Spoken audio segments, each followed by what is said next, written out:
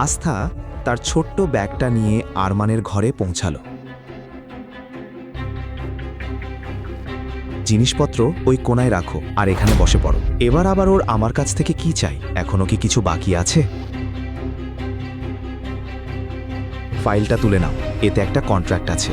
যতদিন তুমি আমার সঙ্গে এই ঘরে থাকবে ততদিন তোমাকে এই কন্ট্রাক্ট মেনে চলতে হবে। এ কথা শুনে আস্থা ফাইলের ভেতরে থাকা কন্ট্রাক্ট পেপারগুলোর দিকে তাকাতেই তার চোখ বিস্ময়ে বড় হয়ে গেল। সে প্রশ্নভরা দৃষ্টিতে আরমানের দিকে তাকালো, যেন জানতে চাইছে এটা কিসের ফাইল। আরমান তার দৃষ্টি বুঝে বলল, এই ফাইলে স্পষ্ট লেখা আছে যে আগামী 6 মাস তুমি আমার জন্য কেয়ারটেকারের কাজ করবে। আমি তোমাকে এই বাড়ির কেয়ারটেকার হিসেবে নিয়োগ করছি। প্রতি মাসে 1 লাখ টাকা বেতন পাবে। 6 মাসে মোট 6 লাখ টাকা। আস্থার চোখ বিস্ময়ে আরও বড় হয়ে গেল। আরমানের আচরণ যেন তার অস্তিত্বকেই নাড়িয়ে দিল। সে তার আত্মসম্মানে আঘাত করেছিল। এটা তার কাছে অত্যন্ত অপমানজনক ছিল। আরমান তাকে লোভী আর প্রতারক ভেবে অপমান করেছিল। আস্থা মনে মনে ভাবল, এই নিষ্ঠুর মানুষটার কাছে এত টাকা আছে, কিন্তু তাতে কি লাভ? যে মানুষ মানুষকেই মানুষ মনে করে না, আর কথা বলার ভদ্রতাও জানে না। তার ইচ্ছে হচ্ছিল আরমানকে বলে দিতে, তোমার টাকার প্রতি আমার কোনো আগ্রহ নেই, তোমার টাকা তুমি নিজের কাছেই রাখো। আরমান না বললেও সে দাদাজির সেবা করত, এটা তার কর্তব্য ছিল। দাদাজি তাকে যে ভালোবাসা আর বিশ্বাস দিয়েছিলেন, তার জন্য সে সবকিছু করতে পারত। তিনি চাইলে বিনা পারিশ্রমিকেও তার সেবা করত। কিন্তু সে আরমানের সামনে কিছুই বলতে পারল না, শুধু একদৃষ্টে তার দিকে তাকিয়ে রইল। তুমি কি কম শোনো, নাকি বারবার আমার ধৈর্যের পরীক্ষা নিচ্ছ? আমি বলেছি না, কলমটা তুলে নাও আর সই করো। একটা কথা মনে রাখবে, যদি তুমি আরমান সিংহানিয়ার নামের অপব্যবহার করার চেষ্টা করো, তাহলে এমন শাস্তি পাবে যার কথা তুমি কল্পনাও করতে পারবে না। আস্থা আর দেরি না করে কলম তুলে নিল এবং না পড়েই ফাইলের ওপর সই করে দিল। সে শুধু আরমানের হাত থেকে মুক্তি পেতে চাইছিল। সই করা মাত্রই আরমান ঝটকা দিয়ে কাগজগুলো তুলে নিল এবং ঠোঁটে বাঁকা হাসি নিয়ে আস্থার দিকে তাকালো। হঠাৎ কাগজগুলো বিছানায় ছুঁড়ে ফেলে সে আস্থার দিকে এড়িয়ে এলো। ভয়ে আস্থা পিছিয়ে যেতে লাগল।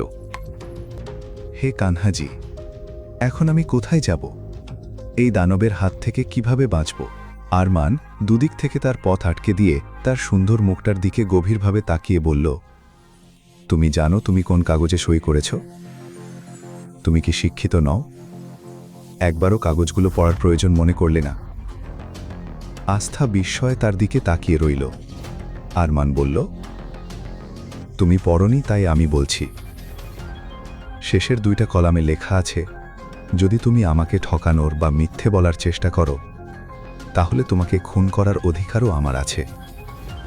আরমানকে এতটা কাছে দেখে আস্থা জোরে চিৎকার করে উঠল। তার চিৎকার আরমানের কানে এমনভাবে বাজল যে কানে ঝাঁঝরা ধরার মতো অবস্থা হলো। সে এক হাত নিজের কানে আর এক হাত আস্থার মুখে রেখে বলল, বোকা মেয়ে, এটা কি করলে? এত জোরে কেউ চিৎকার করে? আরমানের রাগী গলা শুনে আস্থা আরও ভয় পেয়ে গেল এবং হাউমাউ করে কাঁদতে শুরু করল। তাকে কাঁদতে দেখে আরমান বুঝতে পারছিল না কি করবে। এই মেয়েটা একটু আগেই তার কান ফাটিয়ে দেওয়ার মতো চিৎকার করেছে, আর এখন নিজেই এমন কাঁদছে যেন কতটা নিরীহ। এই ভেবে সে আস্থার দিকে একবার তাকিয়ে ঘর থেকে বেরিয়ে গেল। আরমান চলে যাওয়ার পর আস্থা স্বস্তির নিঃশ্বাস ফেলল। বিছানার এক কোণে বসে সে কাঁদতে কাঁদতে বলল, নানিমা, আপনি বলতেন সবার সঙ্গে ভালো ব্যবহার করলে আমাদের সঙ্গেও ভালো হবে। আমি তো কখনো কারো সঙ্গে খারাপ কিছু করিনি, তাহলে কয়েকদিনের মধ্যে আমার জীবনে এসব কি হয়ে গেল?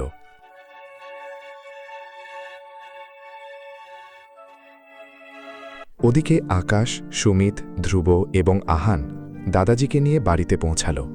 পুরো ম্যানশনে এক অদ্ভুত নীরবতা বিরাজ করছিল। 4 জনই কাউকে কিছু বলল না। ঠিক তখনই তারা সিঁড়ি দিয়ে নামতে থাকা আরমানকে দেখতে পেল। এরপর সে দাদাজির কাছে গিয়ে বলল, দাদাজি, এখন আপনার শরীর কেমন আছে? দাদাজি বললেন, আমার ছেলে আমি একদম ঠিক আছি। তুই আমার সব চিন্তা দূর করে দিয়েছিস। আস্থা বেটিকে নিজের করে নিয়ে তুই আমাকে যে সুখ দিয়েছিস, তার বদলে আমি আরো কত বছর বাঁচতে পারি।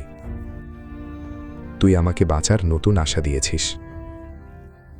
আরমান বলল, আপনি এখনই হাসপাতাল থেকে ফিরেছেন, বেশি কথা বলবেন না। চলুন নিজের ঘরে গিয়ে বিশ্রাম নিন। দাদাজি বললেন, হ্যাঁ হ্যাঁ বাবা, বিশ্রাম তো নেবই, কিন্তু আমার বৌমা কোথায়? আমি আস্থা বেটির সঙ্গে দেখা করতে চাই, ওর সঙ্গে দেখা করার পরেই বিশ্রাম নেব। দাদাজির এই জেদ শুনে আরমান একটু বিরক্ত হলো, কিন্তু কিভাবে তাকে আস্থার সঙ্গে দেখা করা থেকে আটকাবে সেটা বুঝতে পারছিল না। সদ্য হাসপাতাল থেকে ফেরা দাদাজিকে কষ্ট দেওয়াও ঠিক হবে না। সে চিন্তায় পড়ে গেল। আহানও বলল, হ্যাঁ ভাইয়া, ভাবি কোথায়? আমরা আসার পর থেকে তো তাকে দেখিইনি। আহান খুব আবেগ নিয়ে ভাবি শব্দটা উচ্চারণ করতে আরমান বিরক্ত হয়ে উঠল এবং রাগী চোখে তার দিকে তাকিয়ে রইল। পুরো কাহিনী এখনই শোনার জন্য ডেসক্রিপশনে ক্লিক করে ডাউনলোড করো পকেট এফএম অ্যাপ।